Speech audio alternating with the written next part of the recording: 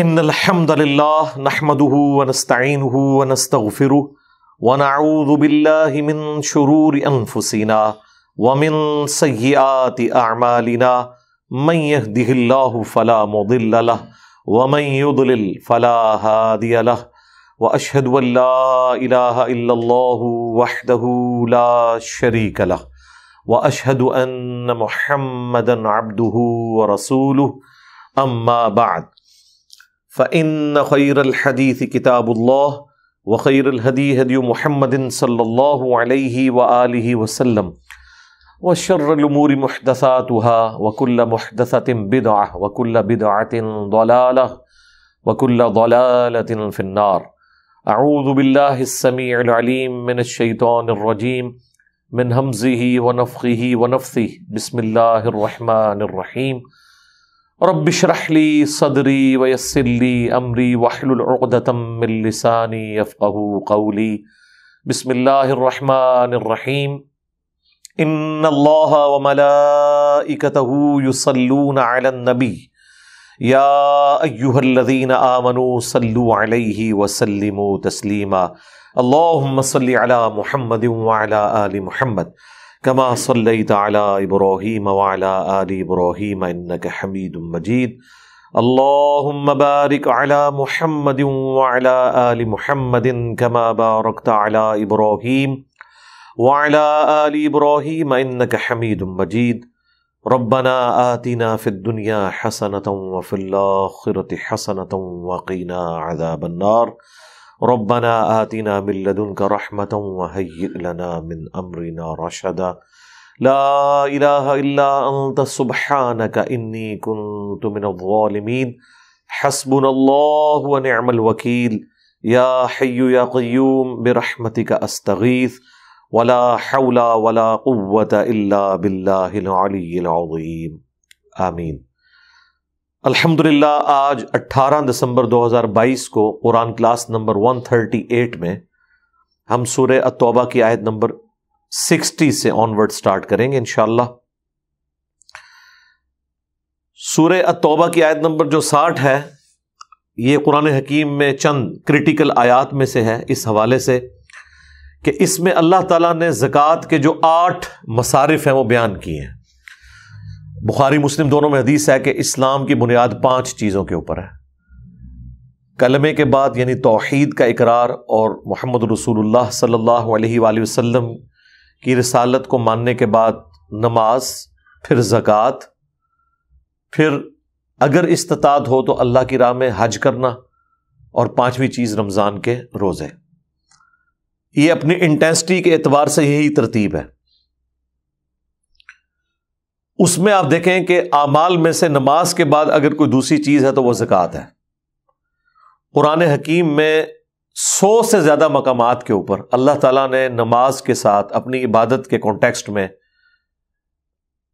انفاق فی سبیل اللہ، اللہ کی راہ میں خرچ کرنا، صدقات، زکوٰۃ، اس سارے حوالے سے ایمفسائز فرمایا ہے. مین ٹرم اس کے لیے جو یوز ہوتی ہے وہ صدقہ ہے. وہ صدقہ جب فرض ہوتا ہے اسے ہم زکوٰۃ کہہ دیتے ہیں. عام جو نفلی صدقات ہیں ہم ان کے لیے صدقہ کا لفظ استعمال کر رہے ہوتے ہیں. ویسے احادیث میں تو یہ ایک جنرلائز ٹرم ہے. صحیح مسلم میں حدیث ہے کہ سبحان اللہ کہنا بھی صدقہ ہے، لا الہ الا اللہ بھی کہنا صدقہ ہے، اللہ اکبر کہنا بھی صدقہ ہے، الحمدللہ کہنا بھی صدقہ ہے، راستے سے تکلیف دہ چیز کو دور کر دینا بھی صدقہ ہے، حتیٰ کہ تمہارا اپنی بیویوں کے ساتھ ازدواجی تعلق قائم کرنا بھی صدقہ ہے، اس پہ بھی ثواب ملے گا. صحابہ نے پوچھا اس پہ بھی ثواب ملے گا؟ تو آپ نے فرمایا اگر یہی کام تم کسی ایسے طریقے سے پورا کرو جو تمہارے لیے حلال نہیں تو کیا تمہیں گناہ ہوگا؟ تو صحابہ نے کہا ہوگا یا رسول اللہ. تو فرمایا اس پہ ثواب بھی ملے گا. تو صدقہ ایک پنجابی میں بولا جاتا ہے جو ہم کوئی شخص بیمار ہو جائے اس کی صحت کی بحالی کے لیے، بیماری دور کرنے کے لیے کوئی کالا بکرا یا کالا مرغا دے دیتے ہیں، یا گوشت منگوا کے اس کے سر کے اوپر سے پھیر کے، جو یہ ہماری ایک چل رہی ہے ایک ٹریڈیشن کے طور پہ. یہ سر سے پھیرنا تو کوئی ضروری نہیں ہے، آپ ویسے ہی اللہ کی راہ میں خرچ کریں تو اس کے لیے صدقہ کا لفظ بولا جاتا ہے. لیکن شریعت میں ہر وہ چیز جو اللہ کی راہ میں آپ نیکی کرتے ہیں وہ صدقہ ہے. ایون جو قربانی ہے عید الاضحیٰ کے موقع پر وہ بھی اللہ کے حضور صدقہ ہے. کسی کو کھانا کھلانا یہ بھی صدقہ ہے. البتہ جو یہ مالی عبادات میں ٹاپ آف دا لسٹ جو صدقہ ہم پہ فرض کیا گیا وہ زکوٰۃ ہے. ایک اور ہے واجب کے درجے میں، وہ صدقہ فطر ہے جو ہم رمضان کے روزوں کے بعد دیتے ہیں. عید کی نماز سے پہلے پہلے وہ دینا ہوتا ہے، اس کے لیے بھی صدقہ کا لفظ استعمال ہوا. بل یہاں اسپیسیفکلی جو صدقات ہیں یعنی جو زکوٰۃ کلیکٹ کی جاتی ہے اس کے 8 مصارف بیان ہونے جا رہے ہیں. اور زکوٰۃ کس کس چیز میں ہوگی؟ مال میں، اور آپ کی جو کاروبار میں انویسٹمنٹ ہوئی ہوئی ہے، مال تجارت، وہ کسی بھی فارم میں ہو اس کے اوپر آپ کی زکوٰۃ ہوگی. اور کس پہ نہیں ہوگی؟ جو آپ کی ضروریات اصلیہ کی چیزیں ان پہ نہیں ہوگی. اب یہ پورا ایک ڈیٹیل ٹاپک ہے. اس کے اوپر پچھلی دفعہ جو ہماری قرآن کلاسز ریکارڈ ہوئی تھی نا، جو ہمارا قرآن 9 سالوں میں 344 لیکچرز کے اندر مکمل ہوا ہے، اس میں 2 کلاسیں آلموسٹ 1.5 گھنٹے کی، یعنی سمجھ لیں 3 گھنٹے کی ڈیوریشن میں نے صرف اس ایک آیت کے کانٹیکسٹ میں سارے مسائل بیان کیے تھے. صدقات کی فضیلت، اس کے احکامات، 95A مسئلہ اور 95B مسئلہ. 95B مسئلہ جو تھا اس میں نے 70 قدیم اور جدید احکامات زکوٰۃ کے حوالے سے بتائے تھے. وہ آپ زکوٰۃ کے مسائل بھی لکھیں نا تو وہ ڈائریکٹ خود بخود آپ کو نمبر نہ بھی یاد ہو ویڈیو کا، وہ ویڈیو کھل جائے گی. اور میں نے اس میں دعویٰ کیا تھا کہ آپ زکوٰۃ کے ٹاپک کے اوپر درجنوں کتابیں پڑھ لیں تب بھی آپ کے کوئی نہ کوئی مسئلے ان اٹینڈڈ رہ جائیں گے، لیکن اس ویڈیو کے بعد آپ کو کوئی ایسا ایشو نہیں ہوگا جو آپ سمجھیں کہ زکوٰۃ کے حوالے سے. ایون GPF کی زکوٰۃ کا ایشو یہ میں نے ڈسکس کیا، گائے کی زکوٰۃ، اونٹوں کی زکوٰۃ، اسی طریقے سے جو زیورات ہم نے جوڑے ہوئے ہیں ان کی زکوٰۃ، اور جو عورتیں عموماً استعمال کرتی ہیں اس کی زکوٰۃ کا مسئلہ، ڈائمنڈ کی زکوٰۃ کا کیا ایشو ہوگا، اور کاروبار میں جو آپ نے مال لگایا ہوا ہے اس میں جو فکسڈ ایسڈ ہیں ان کا کیا حکم ہے، جو موویبل ایسڈس ہیں ان کا کیا حکم ہے، اور جو بیچنے کے لیے مال رکھا ہے اس کا کیا حکم ہے. یہ ساری تفصیلات. پھر اس کی جو نصاب کی کیلکولیشن ہے وہ سونے کے اعتبار سے ہوگی، چاندی کے اعتبار سے ہوگی، اور نوٹ کی زکوٰۃ کیسے نکالی جائے گی، سونے کی زکوٰۃ کیسے نکالی جائے گی، چاندی کی کیسے نکالی جائے گی. یہ ساری تفصیلات میں نے اس میں بیان کی تھی. پر نٹ شیل میں یہ بات یاد رکھیں کہ جو بھی مال تجارت ہے یا آپ کے پاس جمع پونجی ہے ادر دین ضروریات اصلیہ، اس کے اوپر آپ کی زکوٰۃ ہے. اگر آپ کو شوق ہے ساری احادیث پڑھنے کا تو مشکات المصابیح کی پہلی جلد میں اینڈ پہ جا کے زکوٰۃ کے اوپر ایک چیپٹر ہے جس میں بخاری، مسلم اور باقی کتابوں سے ساری احادیث ترتیب سے لکھی ہوئی ہیں کہ زکوٰۃ کا نصاب کیسے شروع ہوتا ہے. وہ آج کل کی کیلکولیشن اگر اس میں کریں گے تو سونے کے اعتبار سے 85 گرامز آف گولڈ، 85 گرام سونا اگر آپ کے پاس ہو گیا تو آپ کی زکوٰۃ شروع ہوگی. 86 گرام ہوگا، وہ لمٹ کراس کر گئی تو پورے 86 گرام کے اوپر یعنی 7.5 تولے سونے کے اوپر آپ نے زکوٰۃ دینی ہے. یہ نہیں ہے کہ جو اوپر والا ہے اس پہ دینی ہے، نہیں، جیسے ہی وہ لمٹ کراس کرے گا تو پورے مال کے اوپر زکوٰۃ ہوگی. وہ سونا بھی ہو سکتا ہے یا اس کی مالیت رقم کی شکل میں بھی ہو سکتی ہے، کیونکہ ہمارے جو نوٹ ہیں یہ سونے کے ایکویلنٹ پرنٹ ہوتے ہیں. اس لیے آج کل چاندی ابسلیٹ ہو چکی ہے، سونے کا نصاب ہی چلے گا. البتہ اگر صرف چاندی کسی کے پاس ہے تو پھر 52.5 تولے چاندی کا نصاب چلے گا. اور اسی طریقے سے جو اونٹ، گائے، بکریوں کی زکوٰۃ، یہ بھی، بلکہ آپ اگر گاؤں ایریا میں چلے جائیں تو اس سے بھی مال ڈنگر کہا جاتا ہے، یہ بھی مال ہوتا ہے ان کا، تو اس کی بھی زکوٰۃ ہوتی ہے. اس کے لیے بھی ایک تھریش ہولڈ پوائنٹ ہے کہ اتنے اونٹ ہوں گے تو ان کے اندر آپ نے اتنی زکوٰۃ دینی ہے. یہ ساری کی ساری تفصیلات میں نے اس میں بیان کی ہیں. بخاری مسلم کی احادیث اس کے اوپر گواہ ہے. پھر دفینہ اگر کسی کی زمین سے نکل آئے، کوئی مال صدیوں پرانا کسی نے دبایا ہوا تھا اور آپ کی زمین میں سے نکل آیا تو اس کا 5واں حصہ یعنی 20% وہ آپ نے بیت المال میں جمع کروانا ہے. اسی طریقے سے جو کھیتی باڑی والا معاملہ ہے وہ بالکل الگ ہے. اس میں اگر آپ کی زمین جو ہے وہ بارانی ہے، یعنی وہ نیچرل اریگیشن ہے، یعنی بارش سے سیراب ہوتی ہے، تو پھر آپ نے عشر دینا ہے اس کے اوپر، 10% ہے وہ. اور اگر آپ ٹیوب ویل کے ذریعے کر رہے ہیں تو پھر آدھا معاف ہے، 5% ہے. تو ہر اعتبار سے ڈفرنٹ اس کا نصاب ہے. وہ ٹوٹل میں نے 10 چیزیں بتائی تھیں، ان کے پھر کلپس بھی اپلوڈ ہوئے، بڑی تفصیل کے ساتھ وہ ویڈیو ریکارڈ کروائی ہے. اگر اب میں بولوں گا پھر 2-2.5 گھنٹے لگیں گے، اس لیے میں نے اس ویڈیو کا حوالہ آپ کو دے دیا تاکہ آپ کو اس حوالے سے کلیریفیکیشن ہو جائے. پھر جو پلاٹس آپ نے خریدے ہوئے ہیں ان کی زکوٰۃ کا مسئلہ، وہ بھی ظاہر مال تجارت ہے. دکان میں اگر آپ نے کپڑا رکھا ہے، میڈیسن رکھی ہوئی ہے بیچنے کے لیے، اس کی بھی زکوٰۃ دی جائے گی، وہ بھی مال تجارت کے ایکویلنٹ ہے. ٹھیک ہے. بعض لوگوں کے دماغ میں ہے کہ جی اگر پلاٹ کے اوپر آپ نے کھیتی باڑی نہیں کی ہے تو آپ زکوٰۃ ہی کوئی نہیں ہے. تو میرے بھائی کھیتی باڑی والے پلاٹ تو شاہی کوئی نہیں ہے. جو اسلام آباد میں قبر کی جو جگہ آپ اگر خریدیں نا ایک پلاٹ جتنی، تو آپ کے کتنی کھیتی باڑی والے پلاٹ جو ہیں اس سے زیادہ اس کی قیمت ہے. تو وہ مال تجارت ہے. جو بھی پلاٹ آپ نے ضروریات اصلیہ سے ہٹ کے لیا ہوا ہے، یعنی بیسک نیڈ سے ہٹ کے. بیسک نیڈ کیا ہے کہ آپ کے استعمال کی چیز، ذاتی مکان کے اوپر زکوٰۃ کوئی نہیں. آپ کی سواری گھوڑا ہو یا گاڑی ہو، اس کے اوپر زکوٰۃ نہیں ہے. اور غلام کے اوپر زکوٰۃ نہیں ہے جو آپ نے اپنے پاس رکھا ہوا ہے. تو وہ ساری تفصیلات میں نے اس میں تفصیل سے بیان کی ہیں. وہ آپ لیکچر بھی دیکھ سکتے ہیں، اور مشکات المصابیح کی پہلی جلد میں اینڈ پہ جا کے زکوٰۃ کے حوالے سے جو چیپٹر ہے وہ آپ پڑھیں. آپ کو اہل سنت کی مین سٹریم کی 13 کتابوں کے نوٹس کمبائنڈ فارم میں ایک بڑی ترتیب سے لکھے ہوئے مل جائیں گے، جس سے آپ کو سارے کا سارا ایشو کلیئر ہو جائے گا. پھلوں کی زکوٰۃ کا مسئلہ ہے، سبزیوں کی زکوٰۃ کا مسئلہ ہے.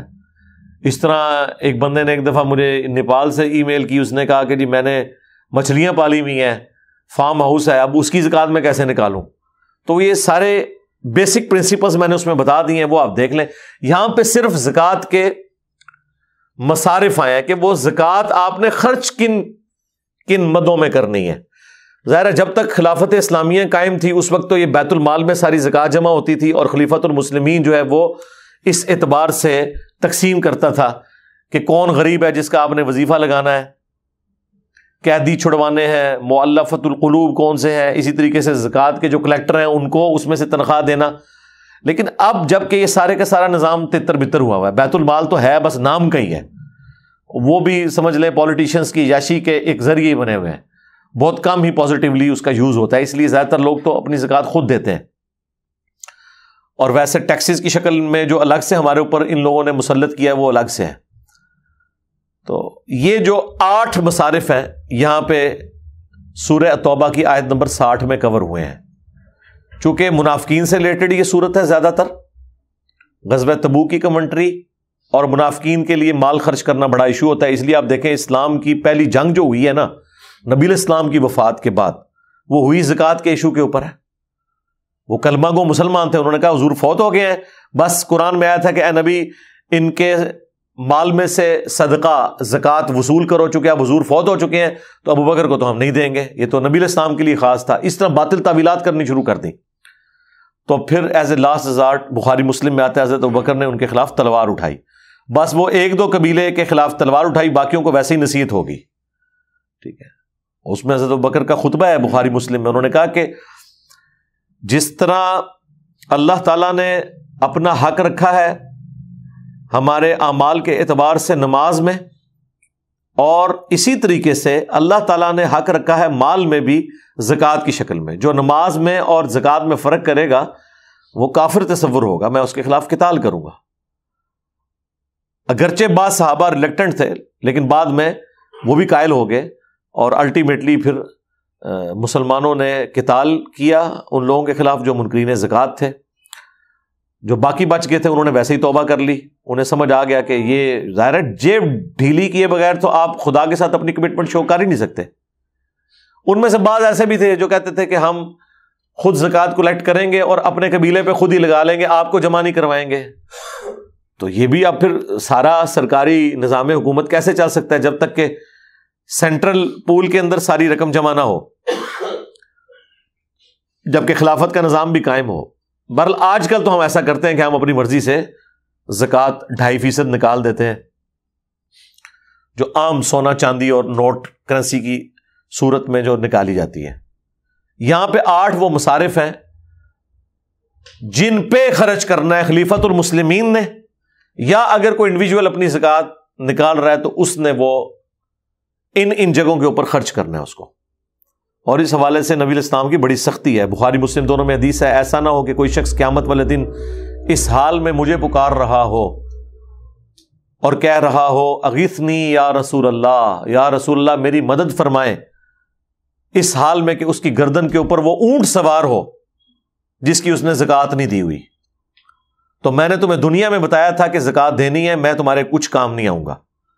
ایسا نہ ہو کسی کی گردن پہ گائے سوار ہو اور وہ چیخیں مار مار کے مجھے پکار رہا ہو اغیثنی یا رسول اللہ۔ اب یہ اغیثنی یا رسول اللہ وہ بیج ہیں جو بنایا کرتے تھے یہ لوگ یہاں لگانے کے لیے، ہم خود بھی لگایا کرتے تھے، ہمیں یہ پتہ ہی نہیں ہے کہ اغیثنی یا رسول اللہ جو بیج ہے یہ تو نبی اسلام نے کہا ہے یہ نہیں کہنا، میں نے جو بتانا تھا تمہیں بتا دیا، اللہ کے حضور پکڑے جاؤ گے۔ پھر حضور علیہ السلام نے ایک ایک چیز گنوائی، حتیٰ کہ بخاری مسلم میں یہاں تک آیا کہ یہ جو بھیڑ بکریاں اونٹ اور گائے جن کی تم زکوٰۃ نہیں دیتے ان کو اللہ تعالیٰ موٹا تازہ اور بہت زیادہ وزنی کر دے گا قیامت والے دن عذاب میں اضافے کے لیے، پھر گردن پہ سوار کر۔ یار یہ عام اونٹ نہیں کوئی اپنی گردن پہ اٹھا سکتا، اور جب یہ موٹا تازہ ہو کے عذاب کی شکل میں مسلط کر دیا جائے۔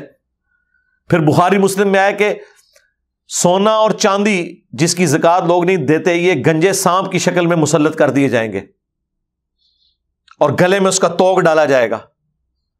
اور سورہ توبہ کی آیت نمبر 31 تو آپ پہلے ہی پڑھ چکے ہیں کہ جو لوگ اللہ کی راہ میں خرچ نہیں کرتے، سونا اور چاندی انہوں نے جوڑا ہوا ہے، قیامت والے دن یہ سونا اور چاندی آگ کے اوپر، جہنم کی آگ کے اوپر گرم کیا جائے گا، اور ان کی پیشانیاں، ان کی پیٹھیں اور ان کے پہلو داغے جائیں گے، اور اللہ تعالیٰ فرمائے گا یہ وہ مال ہے جو تم نے دنیا میں جوڑ کے رکھا تھا اور میری راہ میں خرچ نہیں کیا تھا۔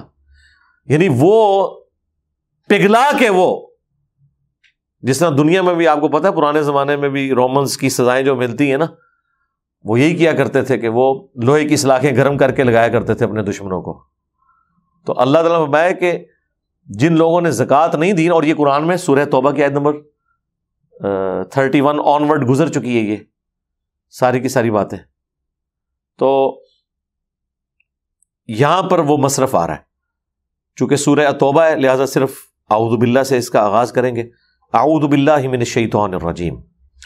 انما الصدقات للفقراء والمساکین، صدقات جو زکوٰۃ کی شکل میں ہیں وہ تو صرف ہیں فقیروں کے لیے۔ یہ فقیر سے مراد یہ جو مانگنے کے لیے آتے ہیں یہ نہیں، یعنی جو غریب لوگ ہیں جن کے لیے 2 وقت کی روٹی ایشو ہے۔ اب اس کی پوری کی جو کیلکولیشن کس طریقے سے ہوگی وہ میں مسئلہ 95A کے اندر بیان کر چکا ہوں۔ والمساکین، اور جو مسکین لوگ ہیں، مسکین وہ غرباء ہیں جن کی حالت بتاتی ہے کہ ان کے اوپر فاقے ہیں لیکن وہ کسی کے آگے ہاتھ بھی نہیں پھیلاتے۔ فقیر تو پھر بھی ہاتھ پھیلا لیتا ہے، مسکین وہ لوگ ہیں جو ہاتھ بھی نہیں پھیلاتے۔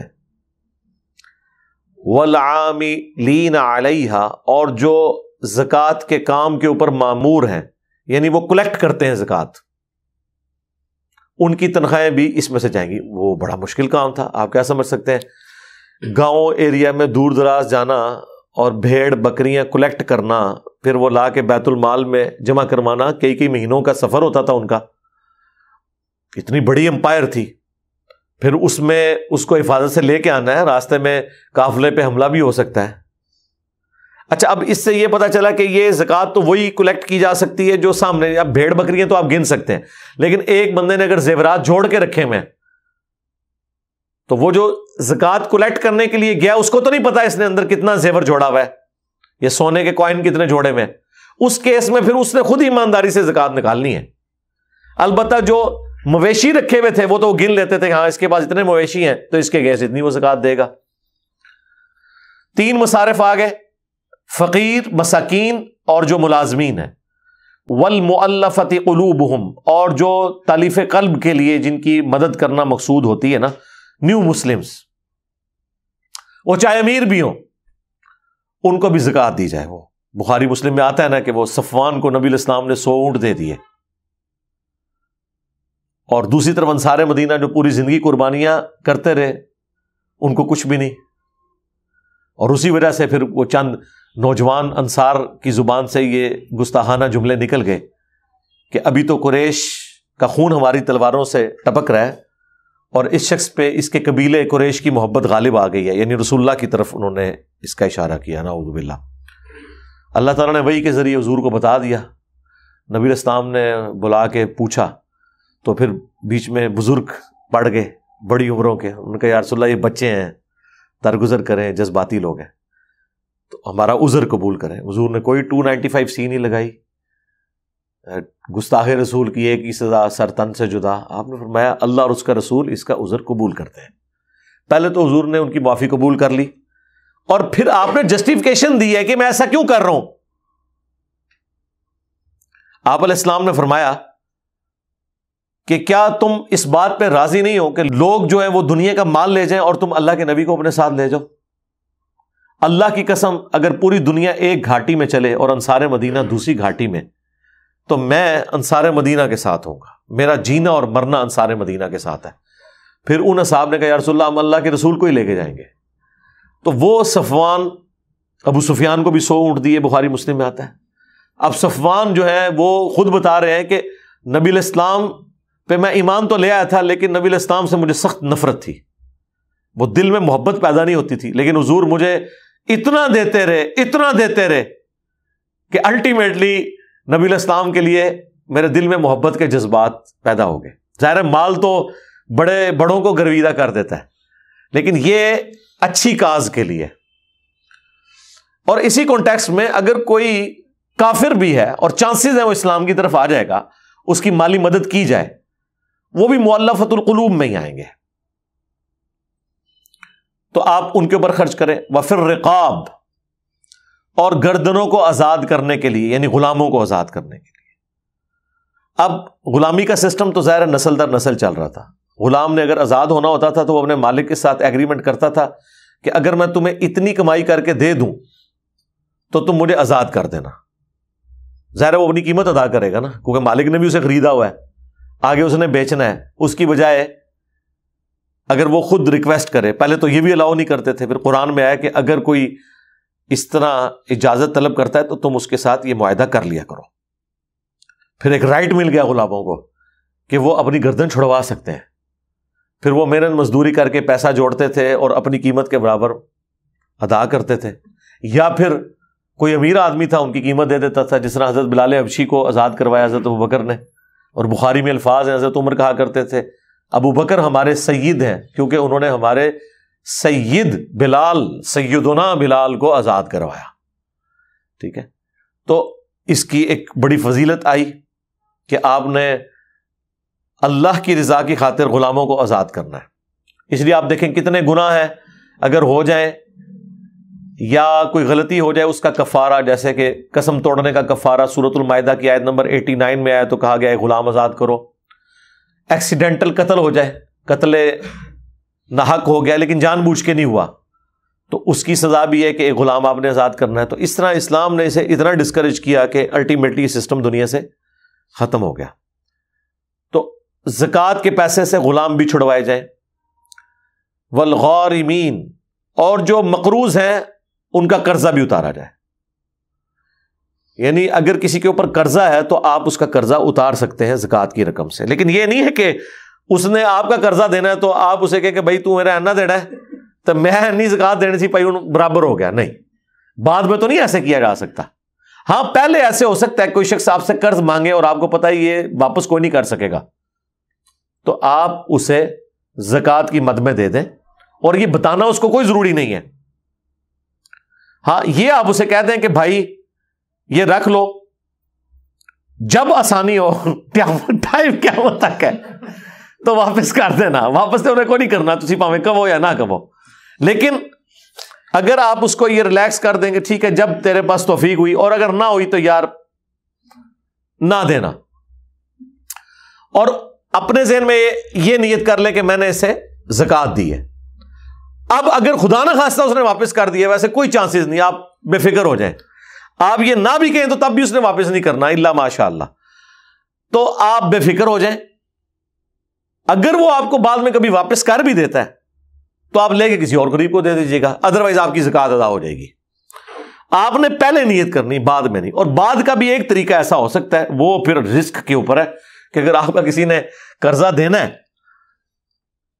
تو آپ اپنی زکوٰۃ کی رقم اس کو دیں، اسے کہیں کہ بھائی یہ تمہیں زکوٰۃ لگتی ہے، تو ایسے لوگ تو خود ہی کہہ دیتے ہیں کہ ہمیں زکوٰۃ لگتی ہے۔ ویسے زکوٰۃ کے لیے بتانا کوئی ضروری نہیں ہوتا، لیکن آپ نے اپنا وہم نکالنا ہے تو اسے بتائیں کہ بھائی میں نے یہ زکوٰۃ دینی تھی تو اس طرح کرو، یہ تم زکوٰۃ رکھ لو، ٹھیک ہے، اور جب وہ پکڑ لے تو اسے کہ بھائی اب میرا قرض اتار لو، اب اس کی مرضی ہے وہ اتارے یا وہ بھی رکھ لے، ٹھیک ہے نا، یہ اس کی مرضی ہے، پابند نہیں آپ کر سکتے۔ تو یہ ایک ذریعہ ہے کرنے کا۔ وفی سبیل اللہ، اور اللہ کی راہ میں، اب اسپیسیفکلی فی سبیل اللہ قرآن کی ٹرم میں تو جہاد اور قتال کے لیے کہ آپ اس میں زکوٰۃ دیں۔ صحابہ کرام کرتے تھے قربانی۔ غزوہ تبوک کے موقع پر حضرت عثمان غنی رضی اللہ تعالیٰ عنہ نے، جامعہ ترمذی میں آتا ہے کہ 700 اونٹ دے دیے ہیں، اشرفیاں دی ہیں۔ حضور اتنے خوش ہوئے ہیں کہ وہ اشرفیوں کو الٹ پلٹ کرتے تھے اور فرماتے تھے عثمان جنتی ہے، آج کے بعد جو مرضی کرے۔ تو آپ اللہ کی راہ میں فی سبیل اللہ کی کیٹیگری میں یہ چیز بھی انوالو ہے۔ باقی جو دعوت و تبلیغ کا کام ہے، کورالری کے طور پر آج کے دور میں سب سے بڑی اگر کوئی فی سبیل اللہ کی مد ہے نا، تو یہ والا جہاد اور قتال ہے جو آپ دعوت توحید کر رہے ہیں۔ اتنی گمراہی میں آپ سچائی کے لیے آواز بلند کریں۔ اسی لیے علماء عرب نے ریٹن میں فتویٰ دیا ڈاکٹر ذاکر نائک کو کہ آپ کا جو پیس ٹی وی ہے، اس سے آپ کمائی نہیں کر رہے، وہ پیس ٹی وی سے بس اتنا حاصل کرتے ہیں کہ صرف پیس ٹی وی کے ملازمین کی تنخواہ اس میں سے نکل آئے، بس یہ نہیں کرتے کہ پروفٹ کا انہوں نے ذریعہ اسے بنا لیا۔ اس میں ڈاکٹر ذاکر نائک خود بھی ظاہر ہے کہ اسی بیت المال میں سے اپنا بھی خرچہ پانی چلاتے ہیں، تو وہ تو ان کو اجازت ہے، وہ کر سکتے ہیں۔ تو اس شرط کے اوپر علماء عرب نے ڈاکٹر ذاکر نائک کو یہ فتویٰ دیا کہ پیس ٹی وی کے لیے بھی زکوٰۃ لگ جائے گی۔ پھر انہوں نے زکوٰۃ بھی کلیکٹ کی اس کے لیے، کیونکہ فی سبیل اللہ کی مد میں تو آتا ہے۔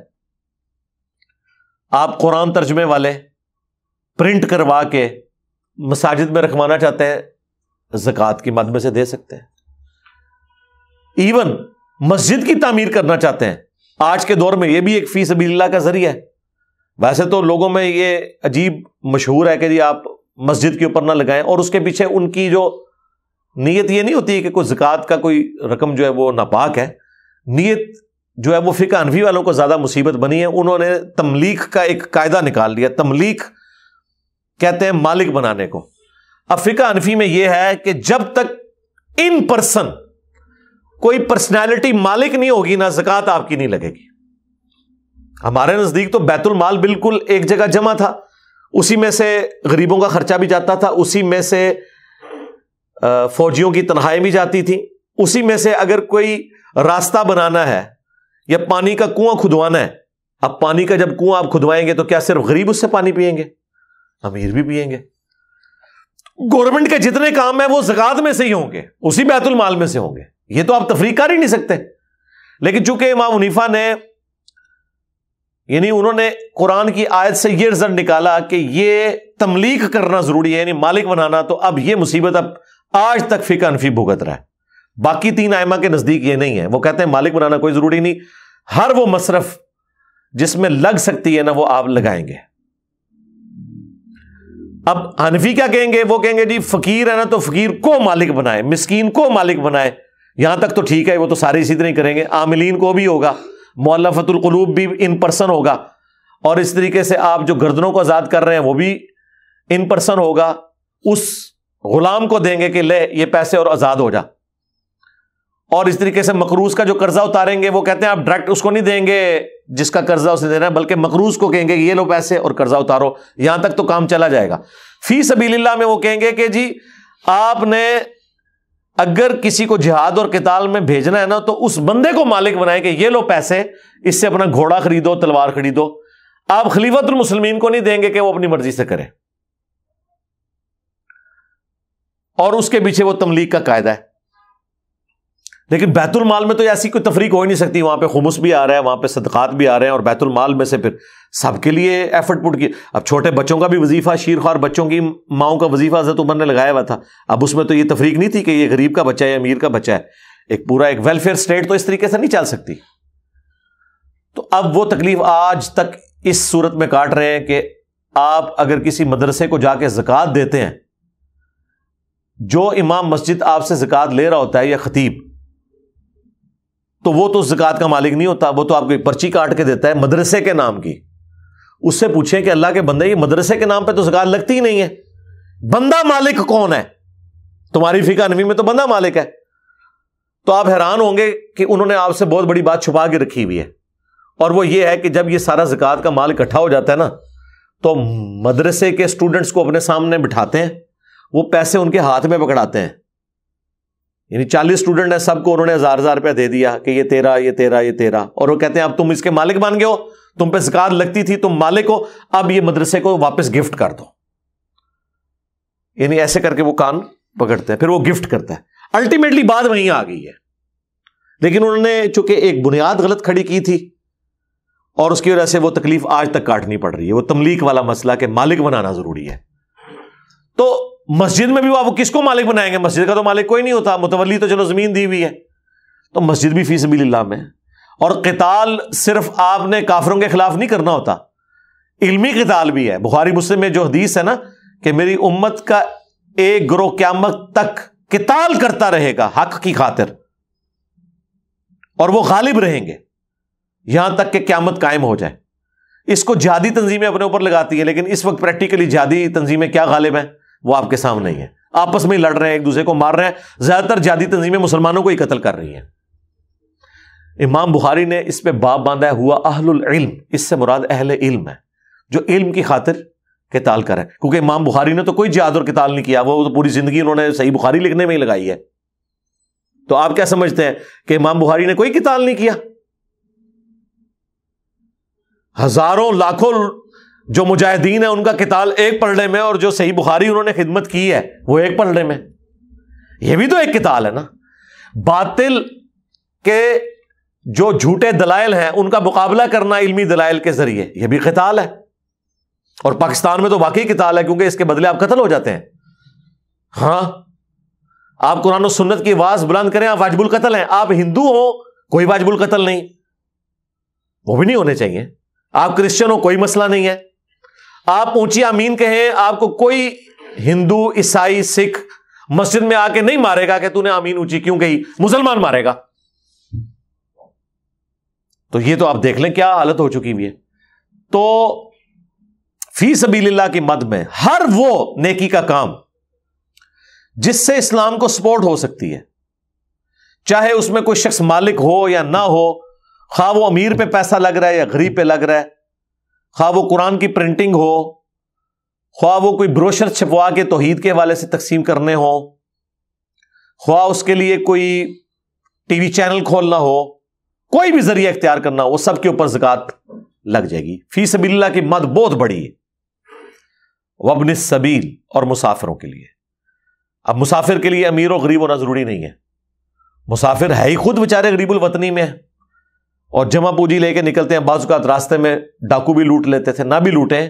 اب مسافر آپ کے پاس آئے ہوئے ہیں تو آپ ان کے اوپر زکوٰۃ کے پیسے کے ذریعے ان کے اوپر خرچہ کر سکتے ہیں.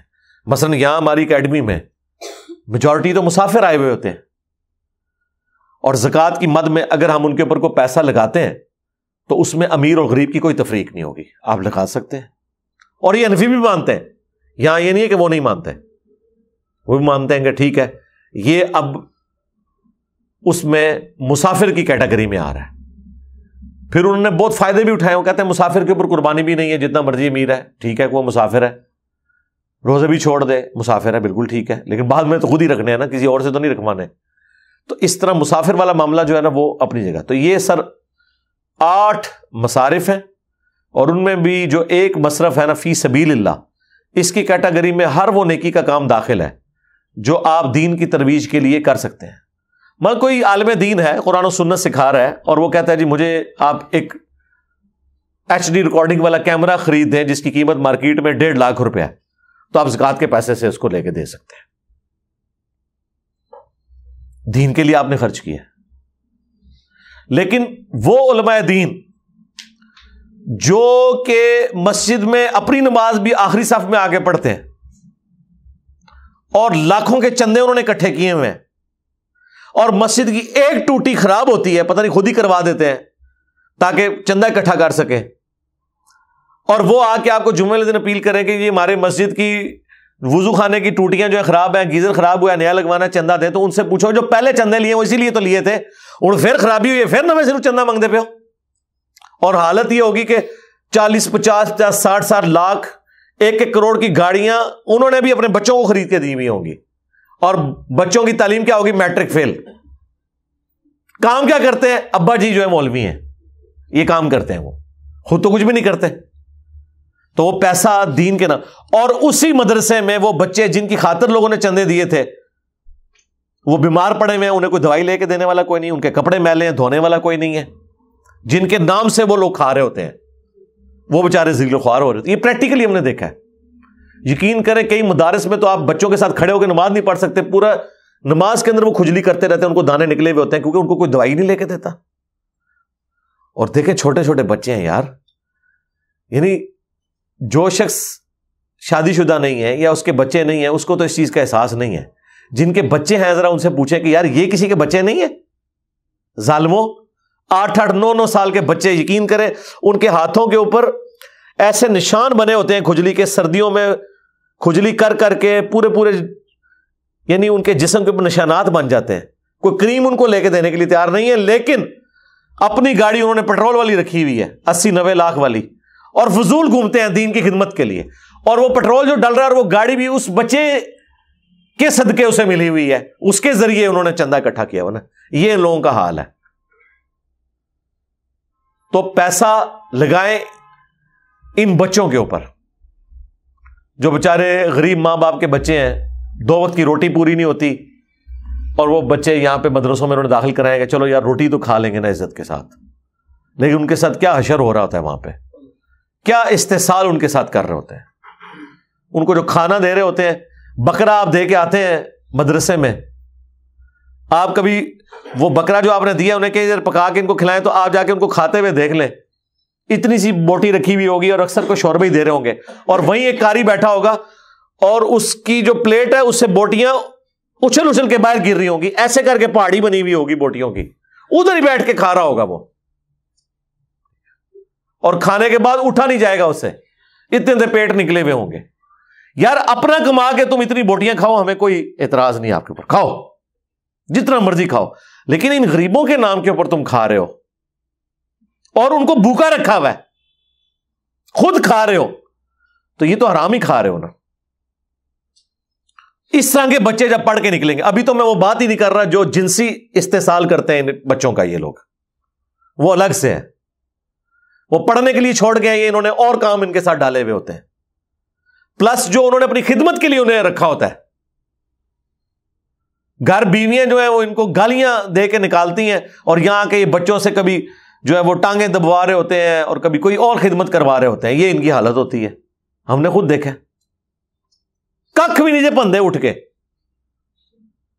اور بچوں کی ڈیوٹی لگائی ہوئی ہے, اور بچے بھی بےچارے وہ سمجھتے ہیں کہ استاد کی خدمت کرنی ہے. یار یہ استاد ہیں, یہ اس قابل ہے کہ ان کی خدمت کی جائے, ان کو تو جیلوں میں ڈالنا چاہیے, اور ان کے اوپر جو ہے نا وہ کیڑے مکوڑے چھوڑنے چاہیے, چونٹیاں چھوڑنی چاہیے جیلوں میں ڈال کے.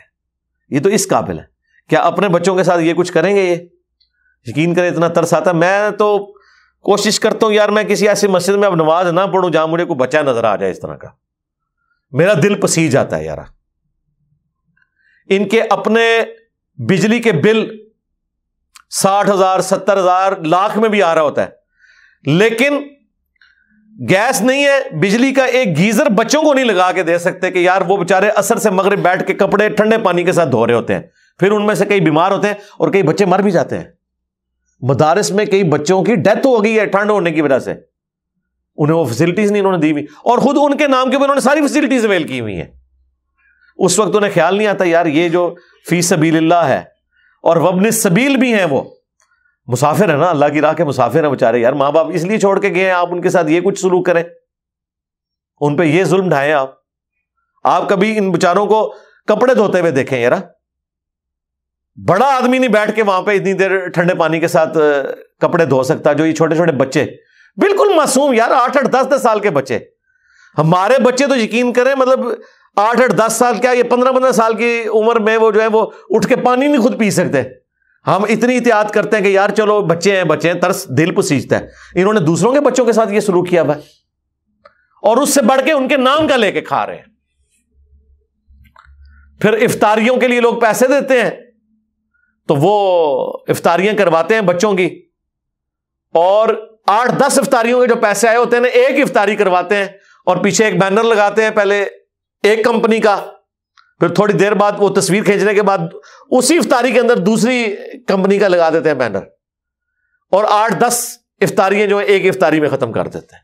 یہ وہ پریکٹیکلی جو کچھ ہو رہا ہے میں آپ کو بتا رہا ہوں، حالانکہ یہ سارے کے سارے صدقات ان کو دین کے نام کے اوپر مل رہے ہوتے ہیں۔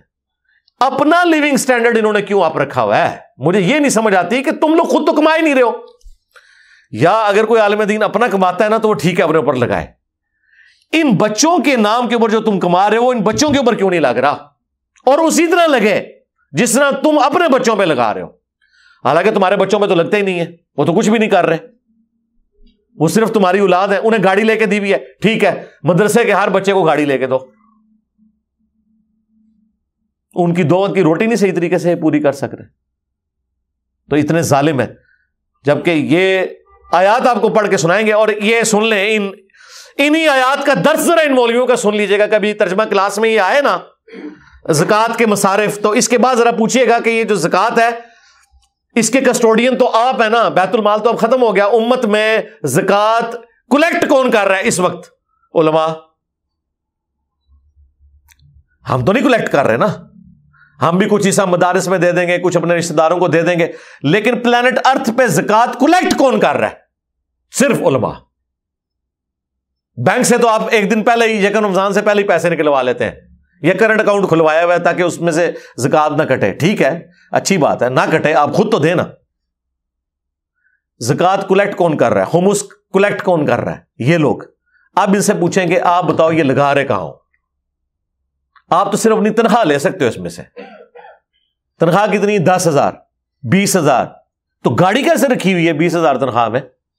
بچے کو بھی لے کے دی ہوئی ہے، تو پوری زندگی 20,000 روپیہ مہینہ جوڑتا رہے تو گاڑی خرید نہیں سکتا، پٹرول ڈلوانا تو دور کی بات ہے، خرید نہیں سکتا۔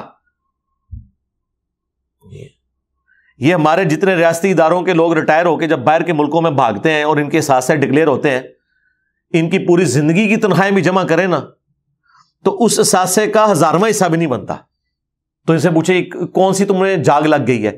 حرام سور کمایا، مدارس میں بھی یہی کچھ ہو رہا ہے، کس چیز کا کھا رہے ہو تم لوگ؟ تو اللہ سے ڈر جائیں۔ اللہ تعالیٰ نے یہ 8 مصارف بتائے ہیں، اور ساتھ ہی پھر فرما دیا ہے فریضۃ من اللہ، یہ اللہ کی طرف سے زکوٰۃ فرض کی گئی ہے، واللہ علیم حکیم، اب اللہ خوب علم رکھنے والا ہے اور اس کے کام حکمت کے ساتھ ہے۔ اللہ کو خوب پتہ ہے کون زکوٰۃ کے معاملے میں ڈنڈی مار رہا ہے کہ وہ اللہ کی راہ میں خرچ نہیں رہا، یا جو کلیکٹ کر رہا ہے وہ کیا ڈنڈی مار رہا ہے، وہ اللہ تعالیٰ کے علم ہے۔ وہ بخاری مسلم میں حدیث ہے، ایک مدھم نامی غلام تھا، اس نے بیت المال میں سے صرف ایک چادر اٹھا لی تھی کہ یار اس کی کیا قیمت ہے، فوت ہو گیا۔ بخاری مسلم میں آتا ہے خیبر کے موقع پر تیر لگا اسے، شہید ہو گیا، صحابہ نے کہا اسے شہادت مبارک ہو، یہ الفاظ ہیں بخاری مسلم کے۔ نبی علیہ السلام نے فرمایا تم اسے شہید کہہ رہے ہو، حالانکہ حضور کی سواری کا کجاوا کستا تھا، حضور کو وضو کرواتا تھا، اس سے بڑا کوئی سعادت والا صحابی ہو سکتا ہے؟ تم اسے کہہ رہے ہو شہادت مبارک، اور مجھے اللہ نے دکھایا کہ ایک چادر اس نے مال غنیمت میں سے چوری کی، بیت المال میں سے، اللہ نے آگ کی اس کے اوپر پہنا دیا اسے۔ بس یہ حضور نے بات کی ہے تو صحابہ کرام نے گھروں کو دوڑے ہیں۔ اور بخاری مسلم کے الفاظ ہیں اگر ایک رسی کا ٹکڑا بھی کسی نے مال غنیمت میں سے یہ سمجھ کے اٹھایا تھا نا کہ یار اس کی کیا قیمت ہے، چلو میں لے جانا کار، وہ بھی انہوں نے جمع کروایا کہ نہیں یہ رسی نہ کہیں فٹ ہو جائے ہمیں، اور یہاں جناب انہوں نے پورا پورا مال ہتھیا لیا ہے۔ تو اللہ تعالیٰ فرما رہا ہے واللہ علیم حکیم، اللہ کو خوب علم ہے جو 2 نمبری کر رہے ہو نا تم لوگ، چاہے وہ دینے والے یا کلیکٹ کرنے والے، اور یہ اس کی حکمت ہے، وہ تمہیں پکڑتا نہیں، آخرت میں پکڑ لے گا، چھوڑے گا نہیں۔ اللہم لا تجعلنا منہم، ایسے لوگوں میں اللہ تعالیٰ ہمیں شمار نہ کرے کہ جو اس طرح کی خیانت کرنے والے ہیں۔ اللہ تعالیٰ اس امتحان میں ہی نہ ڈالے۔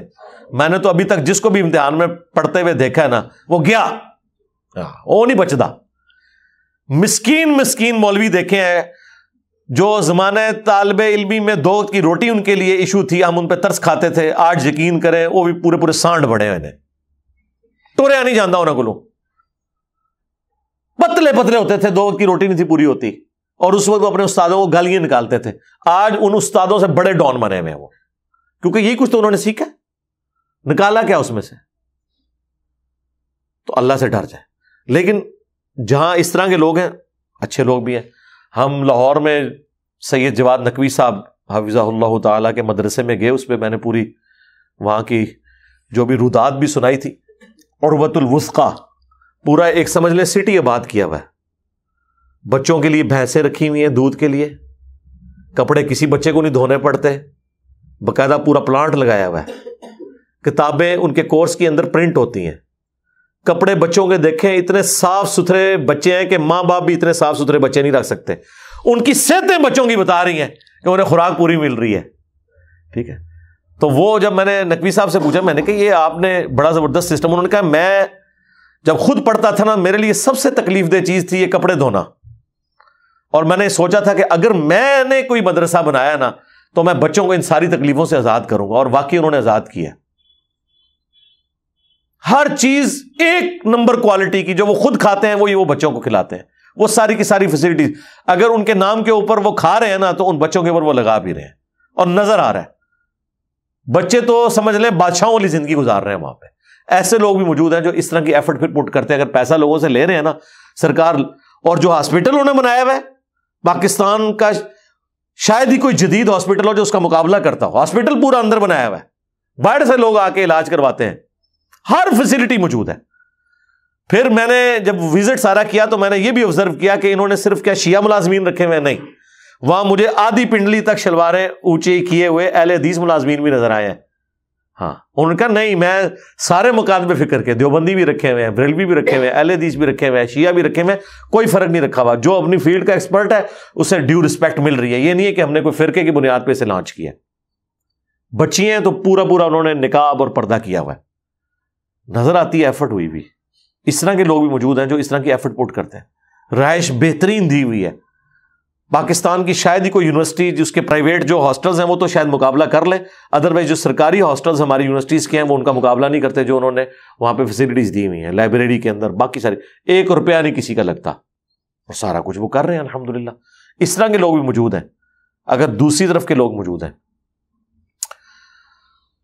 وَمِنْهُمُ الَّذِينَ يُؤْذُونَ النَّبِيَّ, اور ان میں ایسے لوگ بھی ہیں جو رسول اللہ کو اذیت دیتے ہیں. استغفر اللہ. وَيَقُولُونَ هُوَ أُذُنٌ, اور کہتے ہیں کہ یہ تو نرے کان ہی ہے.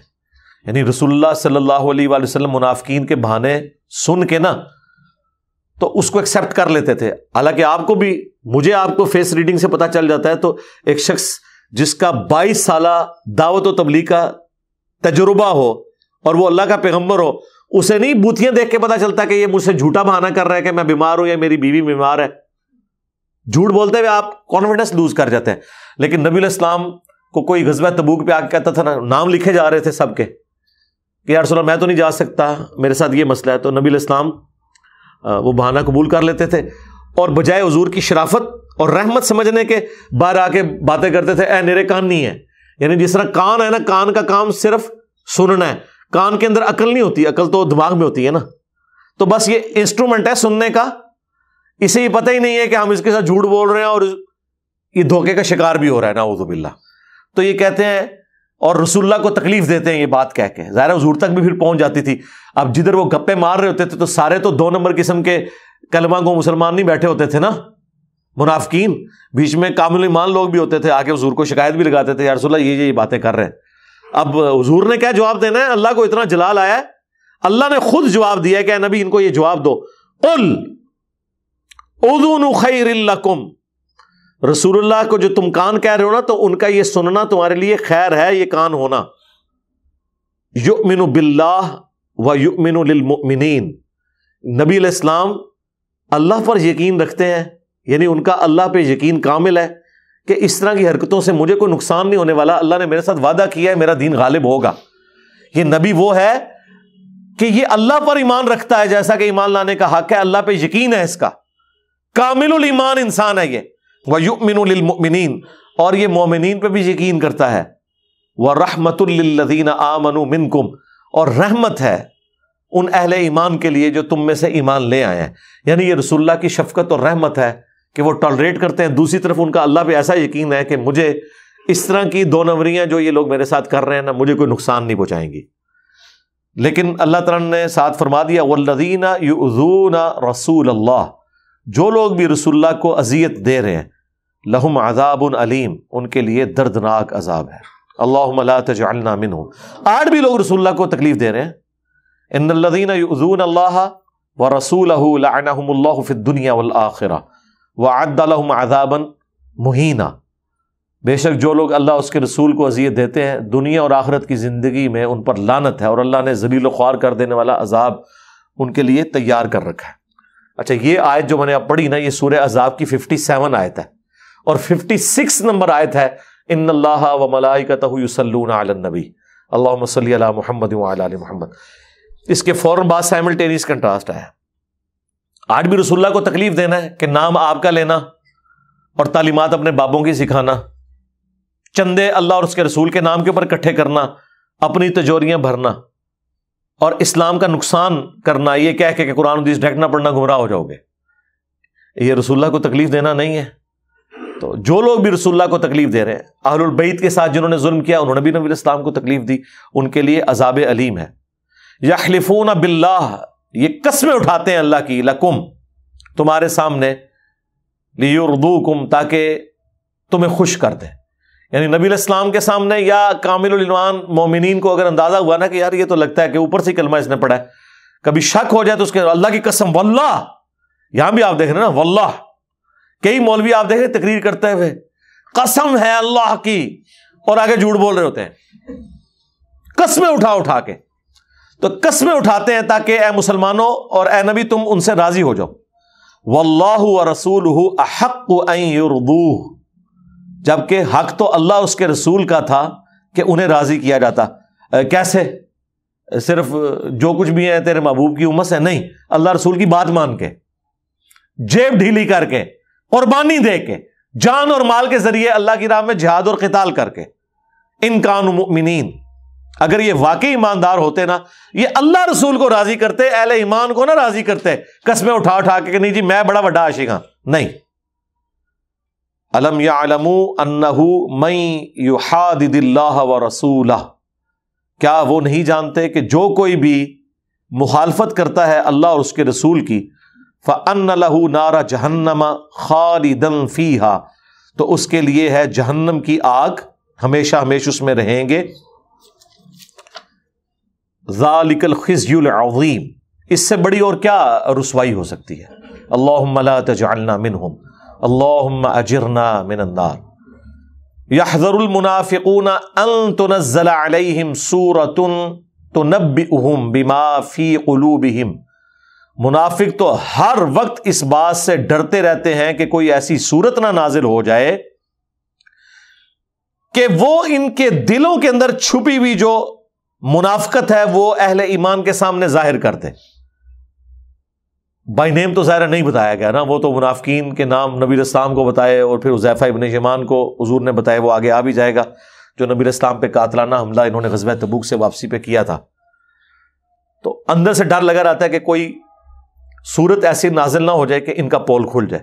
لو جی، اس سے یہ بھی رزلٹ نکلا کہ اللہ تعالیٰ کا تو یہ عقیدہ ہے کہ جتنے اہل ایمان ہیں اور نبی ہیں ان کو یہ نہیں پتا کہ منافق کون ہے بیچ میں سے، اور اس لیے اللہ تعالیٰ ہمارا ہے کہ جب تک سورت نازل نہیں ہوتی نا تو اہل ایمان کو نہیں پتا چلے گا، اور یہ منافق ڈرتے ہیں کہ کہیں اللہ تعالیٰ ہمارا راز اہل ایمان پر کھول نہ دے۔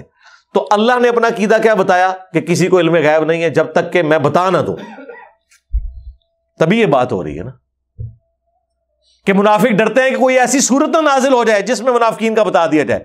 تو یار وہ اگر لوگوں کے دلوں کے حال جانتے تھے ان کے بابے، اور یہ کہتے ہیں کہ بابے تو کسی صحابی کے گھوڑے کے قدموں کی خاک کے برابر بھی نہیں ہے، تو بابے تو دلوں کا حال جان رہے ہیں، اور صحابہ کے بارے میں اللہ تعالیٰ کہہ رہا ہے کہ یہ صحابہ سے منافقین ڈرتے ہیں کہ کہیں ایسی صورت نہ نازل ہو جائے جہاں پہ کامل الایمان صحابہ کو اور اللہ کے نبی کو یہ پتہ چل جائے کہ کون کون منافق ہے، کیونکہ نماز تو وہ بھی پڑھتے تھے۔ مسلم شریف میں حدیث ہے، ابن مسعود کہتے ہیں کہ حضور کے زمانے میں منافق بھی مسجد میں جماعت سے نماز پڑھتا تھا، حتیٰ کہ وہ بیمار بھی ہوتا نا تو 2 بندوں کے سارے مسجد میں آتا تھا، کہیں لوگ یہ نہ سمجھیں کہ یہ منافق ہے اس لیے نماز سے پیچھے رہ گیا۔ اس لیے بخاری مسلم میں ہے نا کہ عشاء کی اور فجر کی نماز منافقین پہ بھاری ہے، کیوں؟ اس کے لیے قربانی کرنی پڑتی ہے۔ آج کل تو عشاء کی ویسے نماز آسان ہے، 17 رکعتوں والی نہیں، ویسے اس وقت تو نیند نہیں آئی ہوئی ہوتی نا، کیونکہ ہماری تو روٹین چینج ہو چکی ہے، لیکن اگلے زمانوں میں جب لوگ ظہر اور عصر کے وقت سب کچھ کاروبار بند کر دیتے تھے وہ تو مغرب کے بعد لوگوں کو نیند آنا شروع ہو جاتی تھی، کھانا کھا لیتے تھے اس وقت، تو عشاء تک جاگنا بڑا مشکل ہوتا تھا کیونکہ صبح سویرے اٹھنا ہوتا تھا. تو یہ ایفرٹ والی نماز تھی فجر کی اور عشاء کی. اس لیے حضور نے کہا کہ منافق ہیں جو لوگ اس میں پیچھے رہ جاتے ہیں، یہ منافقت کی ایک علامت ہے. اور بخاری مسلم میں حدیث ہے، جو لوگ فجر کی نماز کے لیے مسجد میں نہیں آتے، اگر مجھے عورتوں اور بچوں کا خیال نہ ہو تو میں ایسے لوگوں کے گھروں کو آگ لگا دوں جو مسجد میں آ کے نماز نہیں پڑھتے. یعنی یہ منافقین کی علامت ہوتی تھی. تو اس لیے منافقین جو ہیں وہ نماز جماعت کے ساتھ ہی پڑھتے تھے، بیماری میں بھی کوشش کرتے تھے. انہیں کیا پتا تھا کہ ایسے خوش نصیب کروڑوں مسلمان ہوں گے پاکستان میں جو صرف شناختی کارڈ میں مسلمان ہوں گے، نہ نماز پڑھنے کی ضرورت ہے نہ پاک رہنے کی ضرورت ہے. کیونکہ جب بھی کوئی کہنا جی نماز پڑھو، کہتے کپڑے پلید ہے، اور پلیدو کپڑے پلید نے تھوڑے، ٹھیک ہے. مسلمان ہو کے کہتا ہے میرے کپڑے پلید ہیں. مسلمان کی تو پہچان تھی پاکی، غیر ضروری بال صاف کرنا، استنجا، اس کا بھی طریقہ نبی علیہ السلام نے سکھایا. یہ مسلمان کی پہچان تھی، اور مسلمان کہتے ہیں میں پلید ہوں. نماز انہیں کتوں پڑھنی ہے؟ تو یہ منافقین ڈرتے رہتے ہیں کہیں ایسی صورت نہ نازل ہو جائے کہ ان کے دلوں میں چھپا ہوا نفاق مسلمانوں پہ ظاہر ہو جائے.